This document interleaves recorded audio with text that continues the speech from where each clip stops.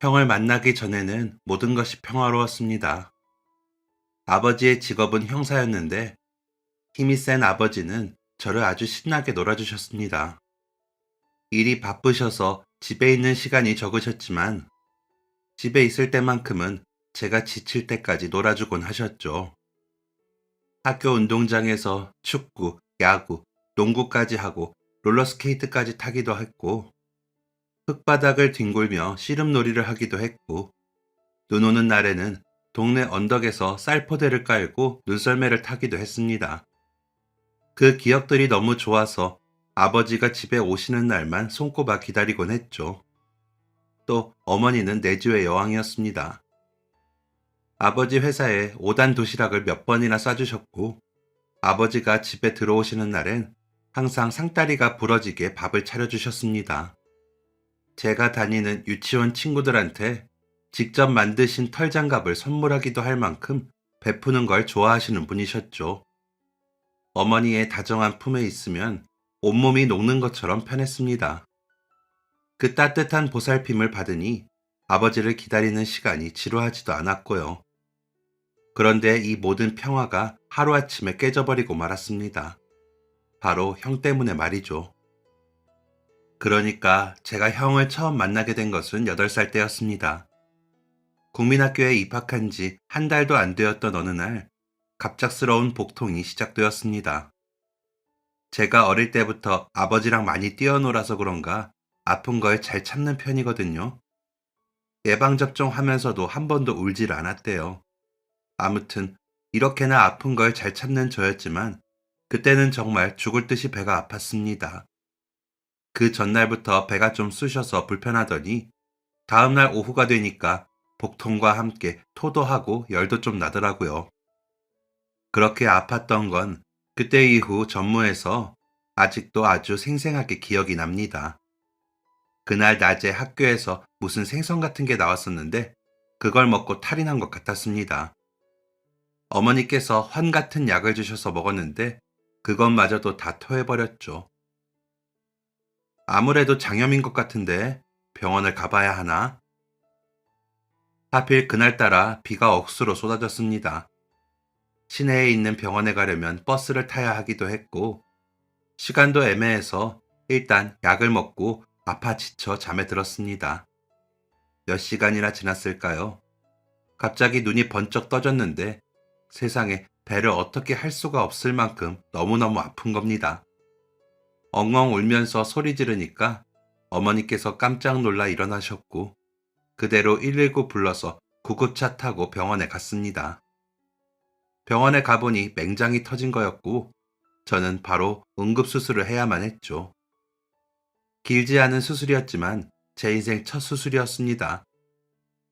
그래도 어렵지 않은 수술이었기에 순조롭게 잘 끝이 났는데 문제는 그 다음이었습니다.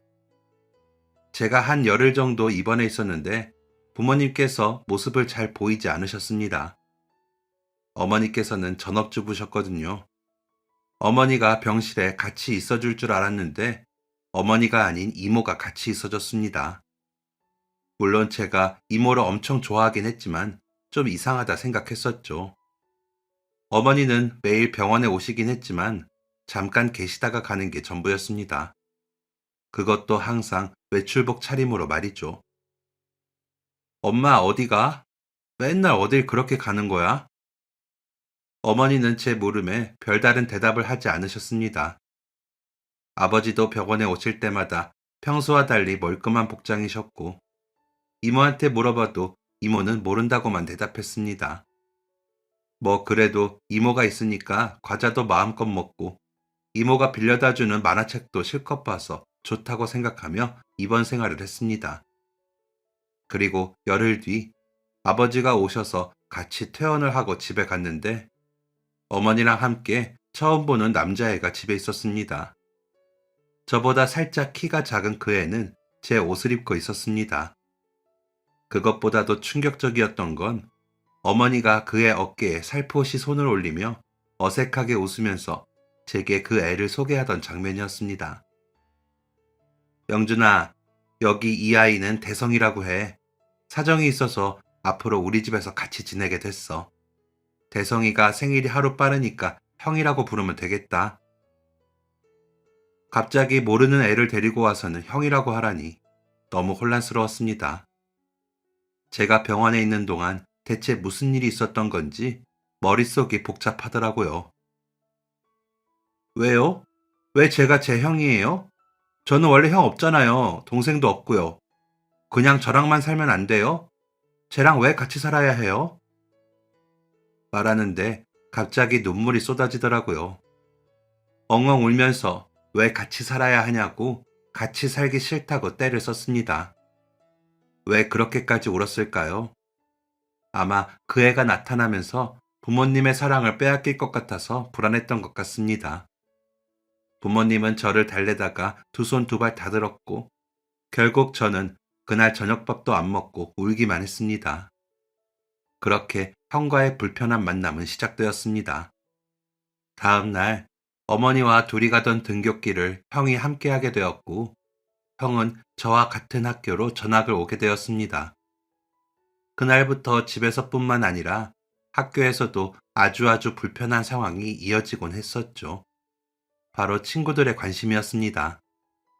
그 나이대에는 호기심도 많고 또 아기는 없지만 상처 줄 수 있는 질문을 많이 하곤 하잖아요. 같은 나이인데 어떻게 형 동생이 될 수 있냐는 친구들의 질문을 거의 매일 듣게 되었습니다. 생일이 하루 차이인데 형이야? 어떻게 그래? 쌍둥이야? 안 닮았는데? 진짜 신기하다. 우리 엄마한테 물어봤는데 그건 불가능하대. 어떻게 생일이 하루 차이야? 친구들의 질문이 불편하기도 했지만 사실 뭐라고 대답해야 할지 모르겠더라고요. 저도 그 상황이 이해가 안 되었으니까요. 그냥 어느 날 갑자기 저희 집에 형이 왔고 왜 그렇게 됐는지는 저도 알 수 없었는걸요. 그래서 심술나는 마음에 그냥 나도 몰라. 그냥 같이 사는 거야. 진짜 형 아니야. 라고 대답했습니다. 그맘때 아이들이 그렇듯이 한동안 질문을 쏟아내다가 어느 순간부터는 관심이 사그라들었습니다. 저랑 형은 그냥 형제는 아니지만 같이 사는 사람들이 되어 있었고요. 그렇다고 한들 형에 대한 제 불편한 마음까지 사그라들진 않았습니다. 여전히 형이 불편했고 미웠고 질투났습니다. 저랑 같은 밥그릇에 같은 양의 밥을 덜어주고 저랑 같은 운동화를 사주는 부모님도 미워졌습니다. 그게 너무 싫어서 집에서는 형이랑 말도 안 하고 지냈습니다. 등하굣길에도 언제나 제가 앞장서서 걸으면 형이 뒤를 졸졸 쫓아왔고 학교에서도 아는 척을 하지 않았습니다. 부모님께서는 제 마음을 돌리려 애를 쓰셨습니다. 엄마랑 아빠는 여전히 우리 영준이를 사랑해. 대성이가 우리 가족이 되었다고 해서 사랑이 나눠지는 건 아니야. 둘이 똑같이 사랑하는 거야. 나는 그게 싫다고요. 왜 쟤랑 저랑 똑같이 사랑해요? 그게 싫어요. 하지만 제 마음은 그리 쉽게 풀어지지 않았습니다. 제게 형제가 생기는 건 애초에 원하지 않았으니까요. 그렇게 1년이 흘렀습니다. 저와 형은 2학년이 되었고 여전히 저희는 불편한 관계였습니다. 그러던 어느 날 제가 학교를 마치고 혼자 학교 앞 분식점에서 떡볶이를 사 먹은 적이 있었습니다. 뜨거운 떡 하나를 입에 넣고 오물오물 먹으면서 가려는데 분식집 옆 골목에서 6학년이 쓱 나오더니 제게 이리 와보라고 손짓을 했습니다. 재밌는 걸 보여주겠다며 6학년 형 한 명이 저를 유인했는데 골목으로 따라 들어가 보니까 글쎄 6학년들이 4명이나 더 있었습니다. 큰일 났다 싶더라고요. 어린 눈에 그 형들이 너무 불량하고 무서워 보였거든요. 아니나 다를까 제 손에 있던 떡볶이부터 빼앗아 가더니 신나게 먹어대기 시작했습니다. 그러면서 제 지갑을 보여달라고 하는 게 아니겠어요? 그 시절에 지갑 같은 게 있을 리가요. 주머니에 든 동전 몇 개가 전부였는데 그걸 빼앗기지 않으려고 주머니를 꽉 움켜쥐었습니다. 그러니까 2명이 제 양팔을 잡으면서 돈을 가져가려 안간힘을 쓰더라고요. 제가 아무리 힘이 좋다고 해도 4살이나 많은 6학년을 이기기란 쉽지 않았습니다.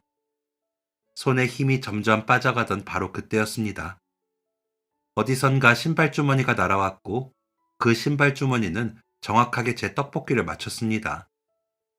떡볶이를 떨어뜨린 6학년이 인상을 팍 쓰면서 골목 입구 쪽을 쳐다봤고 저도 그쪽으로 시선을 옮겼는데 그곳엔 다름 아닌 저희 형이 서 있었습니다. 얼굴이 시뻘개져서는 씩씩거리더니 갑자기 가방을 벗더라고요. 그러더니 가방을 이리저리 마구 휘두르면서 내 동생 괴롭히지 말라고 소리를 지르며 달려오는 겁니다. 그러자 6학년들이 주춤거렸고 골목 앞 큰 길을 지나던 사람들이 무슨 일이 있나 싶어 빼꼼거리니까 6학년 형들은 결국 주랭랑을 쳤습니다. 손가락 마디가 아플 정도로 힘을 주고 있던 손에 힘이 빠지고 긴장하고 있던 다리에도 힘이 빠진 저는 스르르 주저앉았습니다. 그리고 놀란 마음에 눈물까지 나더라고요. 씩씩거리던 형은 그런 저를 일으켜주더니 엉덩이와 가방을 털어주었습니다. 자기 신발 주머니는 줍지도 않은 채로 말이죠. 고맙다고 말하고 싶은데 그 말이 입 밖으로 나오지 않아서 엉뚱한 말을 내뱉었습니다. 내가 떡볶이 사줄까, 형? 처음 하는 형이라는 말에 형은 놀란 듯 주춤하더니 이내 빵긋 웃어 보였습니다. 그래, 영준아. 그날부터 저희는 둘도 없는 형제가 되었습니다. 저보다 작은 형이 저를 위기에서 구해준 게 진짜 멋있었거든요. 너무 고맙기도 했고 그동안 못되게 굴었던 게 미안했습니다. 미워했던 만큼 더 많이 형을 좋아하게 되었습니다. 형은 배려심도 많았고 저보다 공부도 더 잘했거든요. 전에는 밉기만 하던 형이 이상하게 하나도 밉지 않았고 아주 좋은 친구가 생긴 것처럼 뭐든 형이랑 같이 하고 싶었습니다. 그래서 저희는 언제나 붙어 다니면서 모든 것을 같이 했습니다. 등하교는 당연히 같이 하고 태권도 학원도 같이 다니고 집에서 학습지 선생님 오셔서 수업하는 것도 같이 하고 컴퓨터 게임도 같이 했습니다. 이렇게 저희가 사이가 좋으니까 부모님께서도 굉장히 좋아하셨습니다. 형이 없었을 때처럼 제가 모든 걸 독차지할 수는 없었지만 형이 있으니까 그 나름대로 재밌더라고요. 아버지랑 둘이서만 차던 공을 셋이서 차게 되었고 가족여행을 가는 차 안에서도 지루하지 않고 훨씬 재밌었습니다. 형이 오고 1년간 삭막한 공기만이 흐르던 저희 집은 1년에 가족여행을 두세 번이나 다닐 정도로 화목한 가족이 되었습니다. 형과 저는 세상에서 가장 친한 친구이자 둘도 없는 가족이 되었습니다. 그러다가 중학생이 되면서 저도 형도 2차 성징이 시작되었고 변성기도 오고 키도 쑥 크고 얼굴도 전과 많이 달라지기 시작했습니다. 뭔가 이상하다고 느낀 건 바로 이때부터였습니다. 2차 성징을 하며 골격도 얼굴도 달라지다 보니 외모에 관심이 조금씩 생기더라고요. 그러다가 어느 날 보니까 아버지랑 형이 많이 닮았다는 생각을 하게 되었습니다. 아버지께서 눈썹이 엄청 진하시거든요. 형도 어릴 때부터 진하긴 했는데 점점 클수록 아버지 눈썹을 많이 닮아가고 있었습니다. 반면에 저는 눈썹이 그저 평범했고요. 또 아버지 발가락 중 두 번째 발가락이 되게 길거든요. 그 발 모양도 형이랑 같았습니다. 형과 아버지가 닮은 것은 외모뿐만이 아니었습니다. 아버지께서 왼손잡이시거든요. 어릴 때부터 왼손을 쓰셨는데 할아버지한테 엄청 혼나셔서 겨우 오른손을 쓰게 되셨답니다. 하지만 왼손이 더 편하다고 주로 왼손을 쓰시죠. 그런데 저희 형도 왼손잡이였습니다. 밥 먹는 것도 글씨를 쓰는 것도 모두 왼손으로 했습니다. 그럴 수가 있나 해서 더 생각해 보니까 아버지랑 형이랑 둘 다 땅콩 알레르기가 있다는 것도 깨닫게 되었습니다. 언제 한번 형이 식당에서 반찬으로 나온 땅콩 멸치볶음을 먹고 난리가 났던 기억이 나더라고요. 아버지도 땅콩을 못 드셔서 정월대보름에도 저희 집에는 땅콩이 없고는 했죠. 생각하면 생각할수록 아버지와 형은 닮은 점이 많았습니다. 하지만 그때는 신기하다 정도로 생각할 뿐이었습니다. 살면서 그런 부분이 닮을 수도 있구나 하며 대수롭지 않게 생각했죠. 아버지가 저와 잘 지내시는 만큼 형이랑도 사이가 좋았거든요. 저랑은 몸으로 많이 놀아주시고 형이랑은 같이 바둑도 두고 수수께끼 문제를 내면서 놀아주곤 했습니다. 형이 어느새 집에 온 지도 7년이 훌쩍 넘었으니 그럴 수도 있겠거니 하면서 넘겼던 것 같습니다. 사실 엄청난 비밀이 숨어 있다는 걸 모른 채 말이죠. 그러다 또 한 번 의심을 하게 된 건 고등학생 때였습니다. 과학 시간에 유전에 대해서 배우게 되었는데 그때 혈액형 유전을 처음 알게 되었습니다. 저희 집은 아버지 A형, 어머니 AB형, 형 A형, 저 B형 이렇게거든요. 아버지와 어머니 사이에서 나올 수 있는 혈액형이 A형과 B형인데 형도 그중 포함되어 있었던 거죠. 형은 친자식이 아닌데 말이에요. 그런데 뭐 혈액형은 네 종류밖에 없잖아요. 그렇게 따지면 제 친구들 중 A형은 다 아버지랑 연관이 있게요. 너무 과한 상상을 했다 싶었는데 그날 나란히 앉아서 저녁밥을 먹는 아버지와 형을 보니 조금 소름이 돋았습니다. 너무나도 닮은 외모에 둘 다 왼손으로 젓가락질을 하고 있고 웃는 표정까지도 비슷했습니다. 그날 밤 저는 머릿속이 복잡해서 쉽게 잠이 오지 않았습니다. 뭔가 수상한데 혹시 형이 아버지의 친아들이 아닐까 하는 상상을 잠깐 했습니다. 아버지가 어머니를 만나기 전에 다른 여자를 만나서 낳은 아이가 아닐까 하는 그 사실을 뒤늦게 알게 되어서 아이를 데려온 게 아닌가 하는 막장 중에 막장 같은 상상을 했습니다. 형이랑 저랑 생일이 하루밖에 차이가 안 나니까 제 상상대로라면 아버지가 바람을 피셨다는 건데 절대 그럴 분이 아니시거든요. 범인 잡느라 바빠서 밤낮이 없으신 분이 그럴 일은 절대 없었습니다. 제가 본 아버지는 정말 정말 멋진 사람이었으니까요. 그런 아버지가 어머니를 두고 바람을 피다니 그건 말도 안 되는 이야기였습니다. 게다가 두 분 사이도 아주 좋았고 말이죠. 드라마를 너무 많이 봤나 보다 하면서 억지로 생각을 떨쳐냈습니다. 그렇게 또 한 번 꺼름칙한 마음을 묻어두게 되었습니다. 시간이 흘러 저와 형은 고등학교를 졸업하게 되었습니다. 그리고 둘 다 대학교에 합격을 했는데 같은 대학에 합격을 하게 되었습니다. 둘 다 같은 대학을 가고 싶어 했거든요. 형이야 뭐 어릴 때부터 공부를 잘해서 원하는 대학에 가기에 충분했지만 저는 좀 어려웠습니다. 그런데 수능날 기적이 일어났는지 성적이 엄청 잘 나왔고 그 덕에 형이랑 같은 학교에 합격을 하게 된 거였죠. 과는 달랐지만 초중고에 이어 대학까지 같은 학교를 가게 되어서 신기하고 좋았습니다. 저희 형제는 부모님의 도움으로 학교 근처에서 자취를 할 수 있었습니다.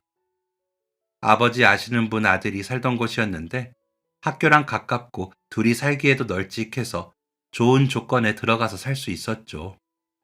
부모님 없는 집이라니 모든 대학생의 로망 같은 것 아닐까요? 부모님 안 계신다고 뭐 대단한 걸 하는 건 아니지만 내 살림을 내가 꾸려보는 낭만이 있잖아요.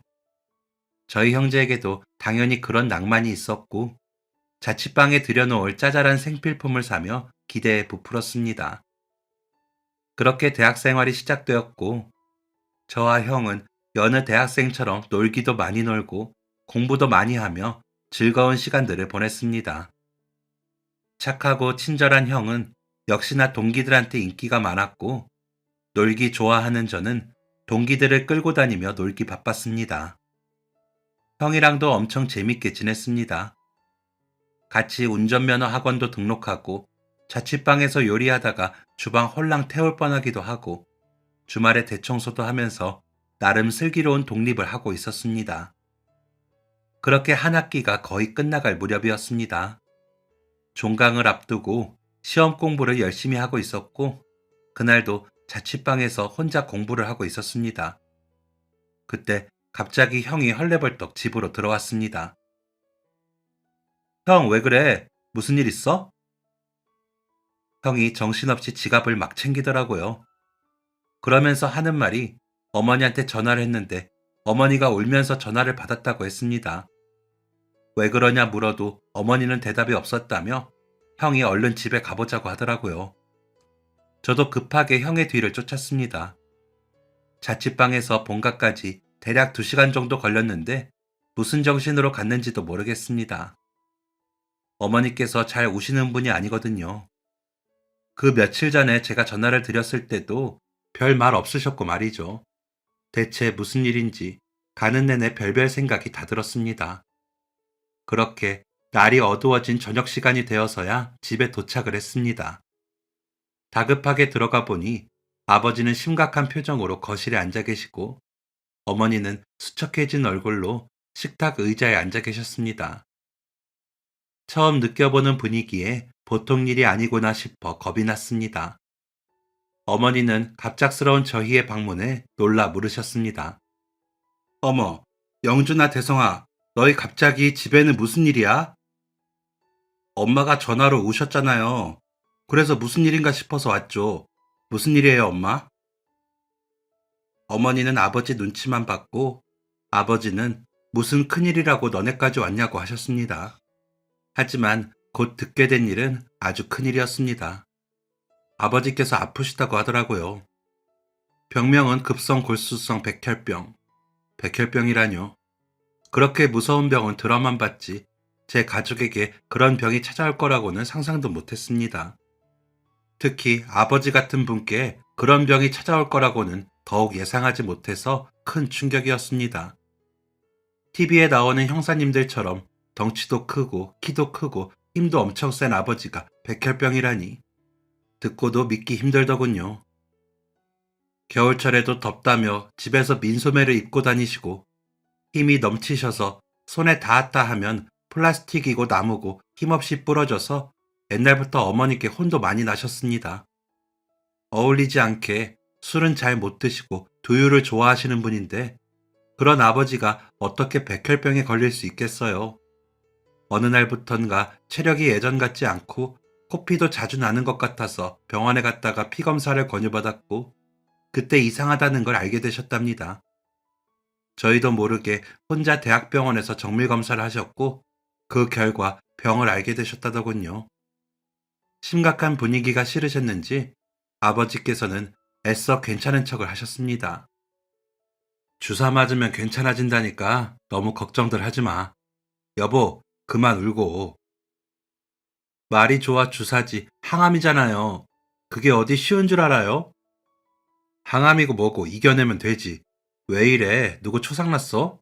밥이나 먹자고. 너희 밥도 안 먹고 왔지? 초상이라니 말이라도 그런 말 하지 말아요, 이 양반아. 그래도 아버지께서 좌절하지 않아서 그나마 다행이라고 생각했습니다. 정신력이 있어야 병도 이겨낼 수 있는 거니까요. 그날 부모님과 함께 늦은 저녁 식사를 한 뒤에 다음날 새벽에 형이랑 다시 자취방으로 향했습니다. 잠을 한숨도 못 잤고 시험은 다 망쳤지만 그게 문제겠어요. 앞으로 더 큰 시험이 남아 있었는걸요. 그래도 그 다음 주에 형이랑 둘 다 종강을 하게 되어서 다행이었습니다. 아버지 간호를 할 수 있었으니까요. 아버지는 입원을 하셔서 항암 치료를 받게 되셨고 어머니랑 형이랑 저랑 셋이 번갈아 가면서 아버지 곁을 지켰습니다. 아버지께서는 뭐 한다고 정신없게 다 오냐며 그냥 주사 좀 맞다가 집에 가는 거라고 말씀하셨지만 어쩐지 제가 보기엔 아버지 눈빛에 걱정과 불안이 보였습니다. 그리고 아버지가 입원해 계신 한 달 남짓한 시간 동안 아버지는 굉장히 많이 힘들어 하셨습니다. 체력이 20대 못지 않으시던 분이셨는데 체력도 눈에 띄게 떨어지시고 빈혈은 기본에 구역질도 종종 하셨습니다. 가끔 몸이 덜덜 떨릴 정도로 오한을 느끼기도 하셨고요. 항암 치료를 하는 다른 사람들처럼 머리가 숭덩숭덩 빠져서 결국 머리를 깔끔하게 밀어버리기도 하셨습니다. 어머니께서 아버지 머리 민 모습을 보고 이러니까 진짜 아픈 사람 같다며 엄청 울기도 하셨죠. 그렇게 한 달간 항암 치료를 하게 되었는데 거기서 끝이 아니었습니다. 남아있는 암세포를 없애려고 추가 항암을 진행해야 했고 아버지와 병과의 싸움은 끝나질 않았죠. 그 사이 저와 형은 개강을 했고 학교와 자취방, 그리고 본가로 오가면서 부모님을 살폈습니다. 어머니께서 아버지 간호를 하시면서 정작 본인 끼니는 잘 못 챙기시더라고요. 형이랑 저 둘 다 서툰 솜씨지만 그간 자취방에서 이것저것 해먹었던 실력을 발휘해서 갈 때마다 어머니 식사를 차려드리기도 했습니다. 간호도 체력이 있어야 하는 거더라고요. 아무튼 이렇게 온 가족이 병과 싸우며 긍정적인 마음을 가졌습니다. 그러다 시간이 지나고 추운 겨울날 온 가족이 아버지를 모시고 병원에 가게 되었습니다. 그동안 아버지의 상태는 좋아졌다 나빠졌다를 반복했고 의사 선생님께서는 그런 아버지께 이런 제안을 하셨습니다. 이번 항암은 잘 끝났습니다. 골수 검사도 괜찮기는 한데 검사에서 재발 위험이 높은 유형이 확인이 되어서요. 지금은 괜찮을지 모르지만 나중엔 항암만으로 어려울 수도 있습니다. 항암이 잘 끝났다고 해서 안도의 한숨을 내뱉으려는 동시에 삼켰습니다. 이게 희망적인 얘기인지 아닌지 모르겠더라고요. 그럼 어떻게 해야 하나요? 가장 좋은 방법은 골수 이식입니다. 가장 가능성이 높은 과정이죠. 공여자는 가족분들이 해주시기도 하고 아니면 기증자를 찾는 것도 방법입니다. 고민할 것도 없었습니다. 부모님이 아프셔서 장기를 떼어줘야 한다고 해도 당연히 떼어드릴 건데 골수 이식쯤이야 얼마든지 할 수 있었습니다. 저는 의사 선생님의 말이 끝나자마자 자신있게 대답했습니다. 제가 할게요. 검사 예약 바로 잡을 수 있나요? 그런데 그때였습니다. 형이 제 어깨에 손을 툭 올리더니 이렇게 말했습니다. 아니요, 제가 할게요. 제가 골수 이식하겠습니다. 형 말에 고개를 갸웃거렸습니다. 형은 친자식이 아니잖아요. 친자식인 제가 아버지랑 유전자가 같으니까 이식도 가능하고 형은 될지 안 될지도 모르는 거잖아요. 위험한 것도 아닌데 왜 형이 나서나 의아했습니다.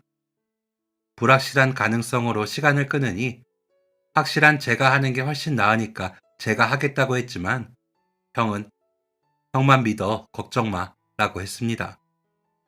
진료실에서 나와 형이랑 한참을 얘기하고 부모님께도 이 상황을 말씀드렸지만 아무 말씀도 없으시더라고요. 친자식도 아닌 형한테 왜 이식을 받으려고 하는 건지 도무지 이해할 수가 없었습니다. 가족들의 반응을 보니 저한테 뭔가 숨기고 있는 게 분명했습니다. 혼자 한참 생각에 빠져 있다가 그날 집에 가자마자 가족들에게 울분을 토하듯 말했습니다. 도대체 뭐예요? 다들 뭘 숨기고 있는데 말도 안 하는 거예요? 설마 형이 진짜 아버지 친자식이에요? 아버지한테 다른 분 있었던 거예요? 그런 거냐고요? 형은 대답 없이 고개를 저었고 아버지와 어머니는 한참 동안 입을 꾹 닫으셨습니다. 정말 내 생각이 맞는 건가? 형이랑 배다른 남매 뭐 그런 건가 생각하고 있는데 어머니께서 제 두 손을 꼭 잡더니 어렵게 입을 떼셨습니다. 아들, 귀한 내 새끼 영준아. 네, 엄마, 말씀하세요. 지금부터 엄마가 하는 말 놀라지 말고 들어. 그리고 그날 저는 차마 믿을 수 없는 모든 진실을 알게 되었습니다. 시간은 거꾸로 흘러 제가 8살 때로 돌아갑니다. 제가 입학한 지 얼마 안 되어서 극심한 복통으로 응급실에 실려갔던 일이 있었잖아요. 맹장이 터져서 인생 처음으로 수술을 하고 한동안 병원 신세를 져야 했던 바로 그때요. 부모님께서 충격적인 사실을 알게 된 것은 바로 그때였다고 했습니다. 제가 수술에 들어가기 전에 의료진이 부모님께 제 혈액형을 물어봤대요. 그래서 어머니는 A형이라고 대답하셨답니다. 태어나자마자 병원에서 혈액형을 검사했을 때 A형이었다면서요. 그런데 수술 직전에 의료진이 나와서 하는 말이 검사해봤는데 A형이 아니네요. 아드님 혈액형을 잘못 알고 계셨나 봐요. B형이에요. 그 순간 어머니는 머릿속이 멍하셨답니다. 어머니 혈액형이 사실 A형이었거든요. 아버지도 A형, 어머니도 A형이니 B형은 절대 태어날 수가 없었습니다. 그날 제가 수술을 하는 동안 어머니는 그 혈액형 때문에 머리가 아주 복잡하셨답니다. 혹시 A형들 사이에서 B형이 태어날 수도 있나 싶어서 병원에 지나가는 간호사들을 붙잡고 물어봤는데도 그럴 가능성은 없다고만 하더래요. 멍하니 앉아 있었는데 머릿속은 쉬질 못했답니다. 저를 키우는 8년의 시간들이 주마등처럼 지나갔대요. 생각해보니 키우면서 석연찮은 부분이 좀 있긴 하셨답니다. 어머니랑 아버지랑 두 분 다 쌍꺼풀이 없는데 저는 쌍꺼풀이 있었거든요. 돌쯤부터 쌍꺼풀이 나오더니 점점 진하게 자리를 잡았습니다. 또 부모님과 다르게 제 머리카락은 유난히 곱슬거렸습니다. 머리카락도 어찌나 두꺼운지 맨날 머리가 부스스해서 어렸을 땐 거의 깎아머리를 하고 다닐 정도였습니다. 어머니 생각은 꼬리에 꼬리를 물다가 설마 영준이가 내 아이가 아닌가 하는 생각까지 하게 되었답니다. 그러다 수술이 끝났고 잠들어 있는 저를 가만히 바라보는데 불현듯 내 아이가 아니구나 하는 생각이 드셨대요. 그리곤 아버지와 함께 어디서부터 잘못된 건지 곰곰이 생각을 해보셨답니다. 그러다 제가 태어난 병원부터 처음부터 어디서 잘못된 건지 찾아보자 생각해 두 분은 제가 태어난 산부인과로 향하셨습니다. 제가 태어난 곳은 외진 시골이었는데 그쪽 시내에 산부인과가 딱 하나밖에 없었대요. 규모가 작은 동네 산부인과였다죠. 의사 선생님이 친절하셨고 간호사 선생님이 의사 선생님 부인이셨답니다. 나이가 지긋한 부부가 하는 산부인과였죠. 작은 병원이었지만 병원이 있는 건물 꼭대기층에 의사 부부가 살고 있어서 응급 상황에도 바로 내려왔답니다. 혹시 그 사이에 없어졌으면 어떡하나 걱정을 하며 차를 타고 가는 동안 어머니는 출산하셨을 때를 떠올리셨답니다. 아침부터 배가 살살 아프더니 오후쯤부터 배를 쥐어짜는 듯한 통증이 반복되었고 초산이었음에도 애가 나오겠다는 걸 바로 알아차린 어머니는 아버지가 퇴근하자마자 병원으로 향하셨답니다. 병원 문이 닫히려던 순간 부모님이 도착하셨고 그날 늦은 밤에 출산을 하실 수 있으셨죠. 어머니는 출산 후 출혈이 많으셔서 태반이 덕지덕지 붙은 아기를 한 번 보고 곧바로 쓰러지듯 잠에 드셨답니다. 그리고 출혈이 한동안 지속되고 다리가 너무 아프셔서 이틀 뒤 퇴원할 때가 되어서야 아기를 안을 수 있었다죠. 어머니께서 출산을 하고 2인 병실에 있으셨는데 원래 옆 침대가 비어 있었대요.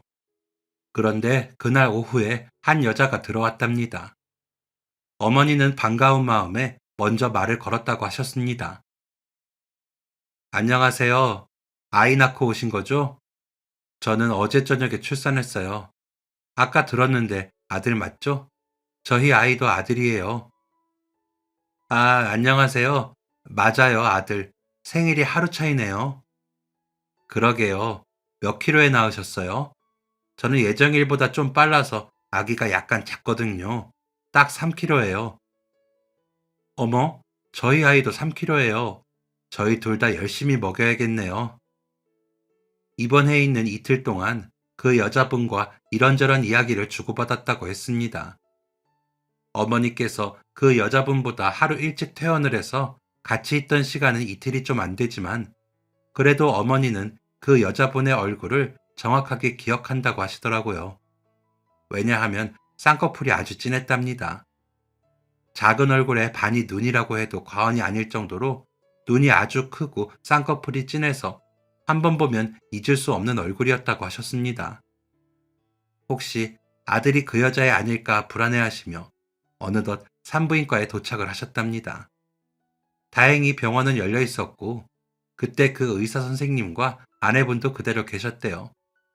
부모님께서는 자초지종을 설명하고 혹시 아이가 바뀐 것 같은 의심 가는 상황이 있다면 얘기를 해달라고 했답니다. 그리고 그 아이네 주소도 요청을 했죠.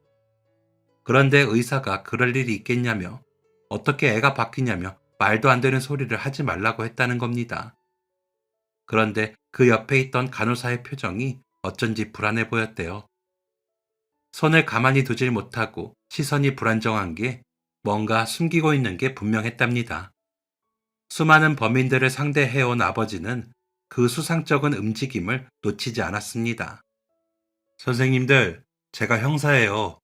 지금 똑바로 말 안 하시면 어떻게 해서든 사실 확인할 겁니다. 법으로 싸우고 싶으세요? 저희도 사실이 뭔지 알아야 할 거 아닙니까? 솔직하게 말하세요. 아버지가 형사라는 말에 손까지 덜덜 떨던 간호사가 결국 8년 전 그날 있었던 일을 고백했답니다.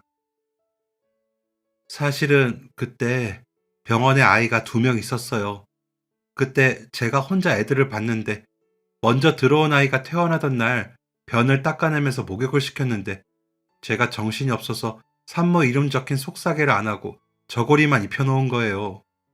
그러다 다른 아이가 토를 많이 해서 씻기느라 옷을 벗겼는데 둘 다 저고리만 입혀놓으니까 누가 누군지 모르겠더라고요.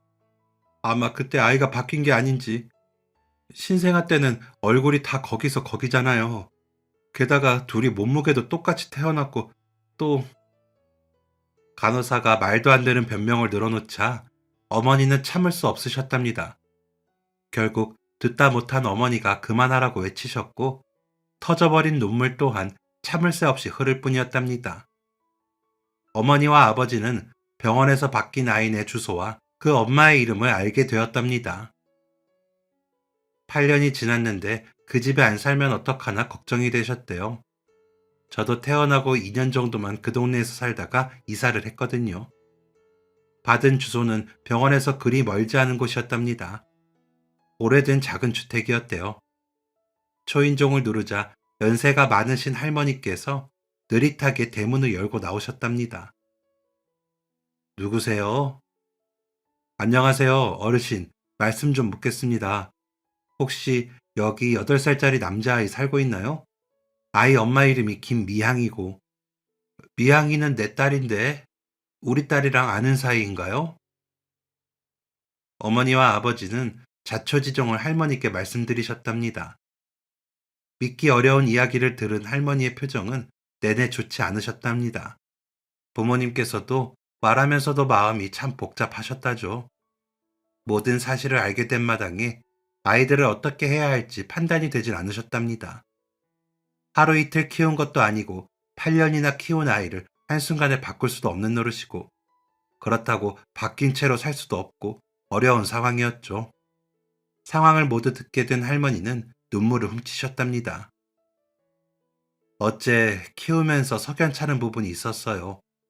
애 생긴 게 지 아빠도 아니고 엄마도 아니고 딸한테 애가 부모를 안 닮았다고 해도 그게 말이 되냐면서 안 듣더라고요. 그런데 나이가 칠순이 넘으면 그런 게 보이더라고요. 뭔가 요상하다 싶은. 그러셨군요. 그럼 혹시 따님은 어디, 설마 이사 가셨나요? 따로 사시는지. 아버지 말씀에 할머니가 거실 한쪽에 있던 작은 액자를 가져오셨답니다. 그 사진에는 어머니가 산부인과 병실에서 만난 바로 그 여자가 있었죠. 죽었어요. 애 4살 때 병이 나서. 충격적인 사실에 부모님은 입이 다물어지지 않으셨답니다. 그럼 아이는 어디 있냐고 묻자 이번에 할머니는 방문을 살짝 열어보았습니다. 방 안에는 아이의 흔적이 가득했습니다. 작은 상위에 가지런히 놓인 크레파스, 장판 위에서 말리고 있는 작고 알록달록한 양말, 옷걸이에 걸려있는 작은 외투. 내가 키웁니다. 애 아빠도 없거든요. 우리 미양이 애 생겼다는 얘기 듣자마자 도망갔어요. 망할 놈. 내가 우리 딸한테 애 아빠도 없이 어떻게 혼자 애를 키우냐고 뜯어 말려도 말을 안 듣더라고요. 애 지우라고. 그것도 안 되겠으면 낳자마자 고아원 같은 데 보내버리라고 했는데 절대 싫다면서 내 새끼는 내가 키울 거라고 큰 소리 떵떵 쳤어요. 없는 살림에 입 하나 더 넣는 게 얼마나 큰데. 그래도 애 키우면서 미향이랑 웃을 일은 많았지. 이대로 살다가도 괜찮겠구나 싶을 만큼 좋았는데 애 4살 때 갑자기 죽을 병 걸린 사람처럼 피토하면서 아파했고 손 쓸 틈도 없이 세상 떠났어요. 그 뒤로 손주 녀석 혼자 키우고 있는데 영 쉽지가 않네요. 내일 모레면 80이라 몸 구석구석 안 아픈 곳도 없고 걸어 다니고 숨 쉬는 것도 힘들어요. 얼마 전에 병원에 갔는데 몸속에 뭐가 보인다고 검사해보자 하더라고요. 암일 수도 있다고. 안 한다고 했어요. 검사하는 돈이 땅 파면 나오는 것도 아니고 이 나이에 수술하면 죽는 거랑 마찬가지잖아요. 내 손주한테 병수발 들게 할 수도 없고요. 내가 보기에도 얼마 못 살 것 같아서 나 죽기 전에 손주 녀석을 고아원에 보내야 하나 하고 있었어요. 할머니께서는 담담하게 말씀하셨지만 덜덜 떨리는 손으로 눈물을 훔치셨답니다. 죽음을 어떻게 두려워하지 않을 수 있겠어요.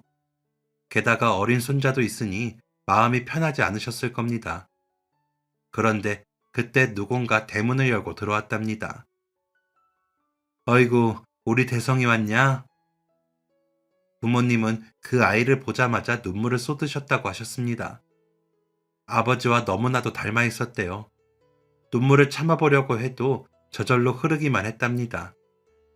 의심할 여지도 없이 그 아이가 아들임을 확신하셨다죠. 집에 돌아온 부모님은 누가 먼저랄 것 없이 그 아이를 데려와서 키우자고 얘기를 했답니다. 그리고 그 다음날 다시 그 아이의 집으로 향하셨다고 했습니다. 도착하자마자 할머니가 버선발로 나오셨답니다. 안 그래도 전화를 하려고 했다면서요. 할머니께서도 간밤에 고민을 많이 하신 모양이었습니다. 내가 참 염치가 없는 거 알아요. 선생님들이 어떤 사람인지도 모르고 어제 하루 본 게 전부지만 나이가 먹으니 사람 보는 눈은 생기더라고요. 좋은 사람들인 것 같아서 내가 정말 염치 불구하고 부탁 하나만 합시다. 우리 대성이 좀 키워주실래요? 내가 우리 손주 녀석 고아원에 보내야지 하면서도 발이 안 떨어지더라고. 가족 없이 혼자 어떻게 크나 싶어서 눈물이 앞을 가려요. 그러니까 우리 대성이 혼자 나가 살 수 있을 때까지만이라도 좀 부탁합시다. 네? 내가 가진 게 없어 뭐 줄 것도 없는데 이 집이라도 괜찮으면 가져가세요. 내가 우리 대성이 이름으로 해놓을 테니까. 할머니께서는 울먹거리며 말씀을 하셨대요. 두 손을 모으고 간절하게 말씀을 하셨답니다. 어르신, 안 그래도 그 얘기 나누러 왔어요. 이러지 않으셔도 돼요. 어서 일어나세요. 어르신 사정도 잘 알고 무슨 말씀이신지도 알겠어요. 실은 저희도 오늘 부탁하러 온 거거든요.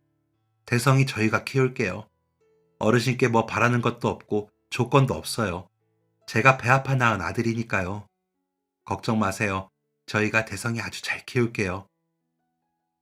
그렇게 그 아이는 저희 집으로 오게 되었고 그게 바로 제 형이 된 거였습니다. 그러니까 부모님의 진짜 친아들은 제가 아닌 형이었던 거죠. 모든 사실을 알게 된 후 저는 한동안 뇌가 멈춰버린 기분이었습니다. 그러니까 제 진짜 부모님은 아버지가 누군지도 모르고 어머니는 돌아가셨다는 거잖아요. 할머니도 형이 저희 집에 온 지 얼마 지나지 않아 돌아가셔서 부모님께서 장례를 도와주셨다고 하더라고요. 그동안 석연치 않은 부분이 모두 퍼즐이 맞아떨어지는 기분이었습니다. 제가 맹장 수술을 한 뒤에 왜 부모님께서 병원에 잘 안 오셨는지도 알게 되었고, 아버지와 형이 많이 닮은 이유도 이해가 되었습니다. 혹시나 제가 사실을 알게 될까봐 어머니께서는 제게 혈액형을 속이고 계셨다는 것도 알게 되었고요. 그리고 제가 친아들이 아닌 걸 알게 되었음에도 부모님은 저랑 형을 똑같이 사랑하셨고, 형도 모든 걸 알고 있음에도 못되게 구는 저를 한 번도 미워한 적이 없었다는 것도 깨닫게 되었습니다. 부모님과 형한테 너무 고맙고 또 죄송해서 눈물이 하염없이 흘렀습니다. 제 출생의 비밀을 알게 된 그날 밤, 저는 8살짜리 아이처럼 엉엉 울었습니다. 그날 이후 저는 부모님께 꼭 효도를 하겠다고 약속드렸습니다. 그러자 어머니가 제 손을 꼭 잡으시면서 이렇게 말씀하시더라고요. 영준아, 너한테 그런 거 바란 적 한 번도 없어. 너를 내가 낳았든 아니든 너는 엄마 아빠의 소중한 아이야. 그 사실은 언제나 변함없었어. 제가 전생에 무슨 덕을 쌓았길래 이토록 멋진 부모님을 두게 되었을까요? 또 어떻게 이토록 멋진 형과 함께 할 수 있었을까요? 당연하다 생각했던 것들이 모두 소중하게 여겨졌습니다. 제가 누리는 모든 게 너무 감사해서 하루하루 열심히 살기 시작했습니다. 학교에서 수업을 들을 때도 열심히 듣고, 놀 때도 열심히 놀고, 군대에서 훈련도 열심히 받았습니다. 또 열심히 일하고, 열심히 사랑하고, 행복하고, 노력하다 보니 어느새 또 20년이 흘러 저는 지금 40대가 되었습니다. 잘 다니던 직장에서 나와서 아내와 함께 사업을 차린 지도 어언 7년이 흘렀고, 지금 그 사업은 승승장구해서 어느새 중소기업을 책임지고 이끌게 되었습니다. 그리고 저희 부모님처럼 아들 둘을 키우는 부모가 되었고 말이죠. 저와 같은 시기에 군대를 가고 같이 졸업을 하고 입사 시기도 비슷했던 형은 잘 다니던 회사를 돌연 그만두고 아버지처럼 경찰의 길을 걷게 되었습니다. 머리가 좋은 형은 빠르게 시험을 합격했고 지금은 멋진 경위 형사가 되었죠. 건강 때문에 일찍 퇴직을 하셨던 아버지께서 아주 자랑스러워 하십니다. 부모님은 작년에 사시던 집을 정리하시고서는 실버타운에 들어가셨습니다. 어머니께서 살림하시는 걸 힘들어 하시길래 제가 한번 보여드렸더니 너무 좋아하시더라고요. 가격 때문에 망설이셔서 제가 다 감당할 테니 걱정 말고 들어가시라고 말씀드렸습니다. 부모님께서 저를 이제껏 키워주셨는데 이쯤이야 아무것도 아니죠. 그곳에서 좋은 분들도 많이 사귀고 여가 생활을 즐기시면서 편안한 노후를 보내고 계신 것 같아 아주 뿌듯합니다. 아참, 아버지의 골수이식은 아주 잘 되었습니다. 그 이후 아버지는 점차 건강을 회복하셨고 지금은 다시 운동도 하십니다. 나이 70에 하루도 빠짐없이 운동하시는 아주 멋진 분이시죠. 범인 때려잡던 그 실력이 어디 가겠냐면서 지금도 멋진 근육을 자랑하시는 분입니다. 형은 이런 아버지를 롤모델로 삼았는지 어째 아버지 젊은 시절과 더 닮아진 것 같습니다. 그만큼 멋있거든요. 형은 저랑 다르게 두 딸을 키우고 있는데 딸 키우기 좋은 세상이 될 때까지 우리나라를 지킨다고 했습니다. 정말 멋지지 않나요? 제 형이지만 참 훌륭한 경찰입니다. 사실 제 비밀을 알게 되었을 때 너무 충격적이었거든요. 며칠 동안은 공부도 제대로 못하고 놀지도 못할 정도로 멍했습니다.